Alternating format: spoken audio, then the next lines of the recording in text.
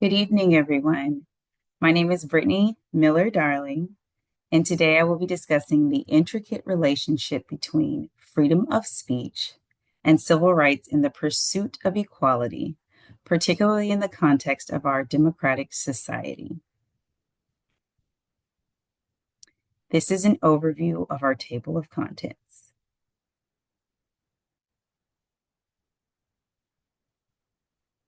The First Amendment and civil rights are two fundamental pillars of progressive democracies. They represent personal liberties, civil rights, and nation building, all essential components of liberty and equality. Freedom of speech empowers citizens to express themselves, engage in discourse, and participate in our electoral processes.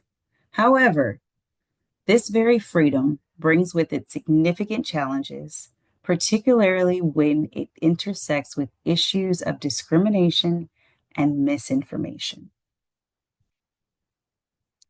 While freedom of speech is a cornerstone of democracy, it has become increasingly contentious. We see this in the rise of prejudiced language and fake news, which can undermine civil liberties.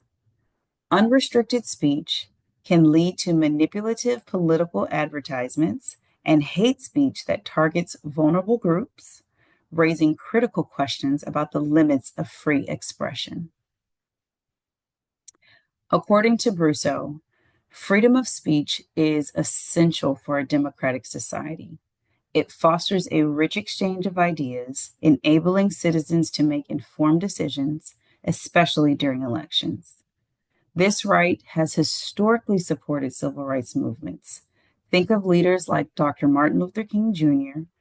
and their powerful use of speech to advocate for change. However, we must also recognize the darker side of free speech.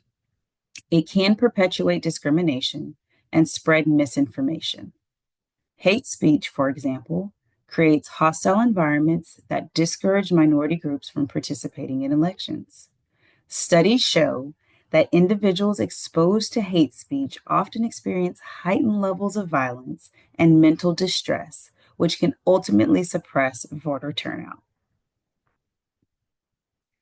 It's clear that while individuals should express themselves freely, the application of this principle poses significant implications for civil rights, especially for marginalized communities.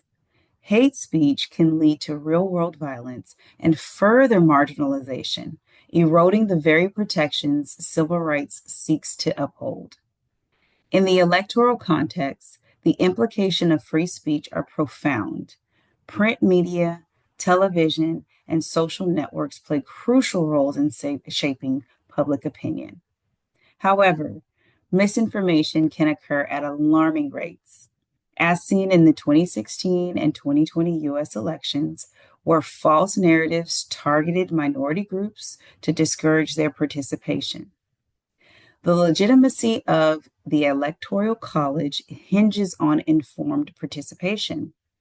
When voters feel threatened or misinformed, the integrity of our electoral process is compromised. Hence, we must balance freedom of speech with the protection of civil rights to ensure equal participation for all citizens. The American legal system has established certain limitations on freedom of speech, intended to protect public order and civil liberties. Restrictions against incitement to violence, defamation, and obscenity serve to prevent harm. In contrast, some countries, such as Germany and France, have enacted hate speech laws to combat discrimination, showcasing a different approach to balancing these rights. Social media has revolutionized communication, enabling rapid dissemination of information. However, it has also amplified hate speech and misinformation. Companies like Facebook and Twitter always face backlash for their roles in spreading harmful content, especially during election cycles. While these platforms must navigate the delicate balance between free speech and civil rights, effective regulation is essential to protect vulnerable groups without infringing on legitimate discourse. Some argue that censorship of free speech threatens democracy. They posit that citizens must encounter diverse opinions, even those that are offensive, so that they can develop critical thinking skills.